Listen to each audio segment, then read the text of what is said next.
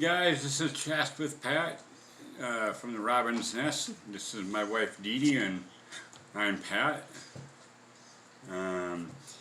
Tonight we are going to pick up with a explanation of a topic I mentioned last time. I was in 52 foster homes and shelters by the time I was 14 years old. A little bit of a breakdown on that is my sheltering started at a very young age. I was 5 years old and I was given to welfare by my father. My mother was murdered and he couldn't deal with 6 kids. So we all went into shelter homes and foster homes, and some went with family, some did not. I was one of those ones that did not, and it went a long period of time without being able to be in touch with my family. I was kind of swept in underneath the rug and sifted between the cracks and forgotten about for a while. But some foster homes I was in there for a week. Some I was in there for 3 months. Some I was in there for 2 days and I would run away. They were horrible. And by the time I turned 14, the last foster home that I actually lived in was above a funeral parlor, and with my upbringing and my traumatic experiences, it was not a desirable residence. So I ran away from there, and they found me another foster home, and I was put in that one for a while, and I ran away from that one, and I just kind of got a job at the carnival and went in and out of jail and prison and juvie, and have been taking care of myself ever since.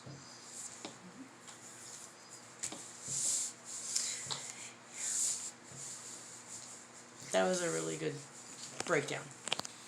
I think that explained it a lot better than just saying 52 in 9 years.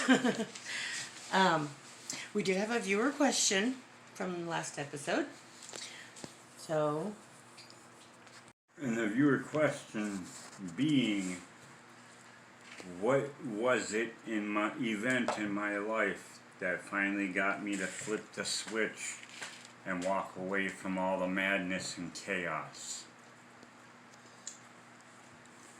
And that is a very detailed, in-depth subject for me. But I will say this, that is something I would like to address at a later time. But it took a tragedy in my family to get me to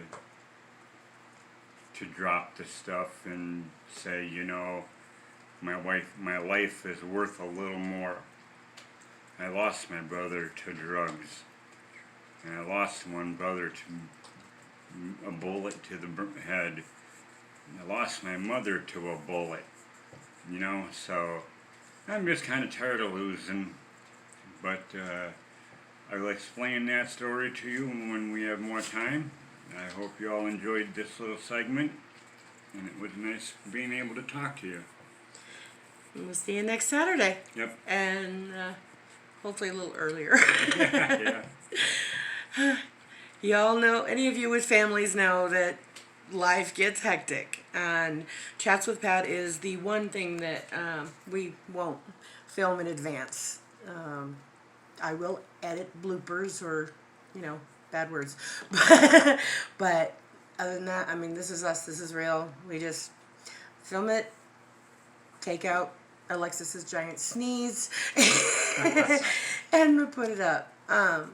We do that so that he can answer any questions from any of you in the comments. Please do ask questions. It makes it a little easier, huh? It helps me as much as it may help you. You know, it may open up a train of thought that I had not come across, coming from another perspective. So, yes, I encourage all thoughts and comments. Thank you guys. Have a great week. See you next time. Bye.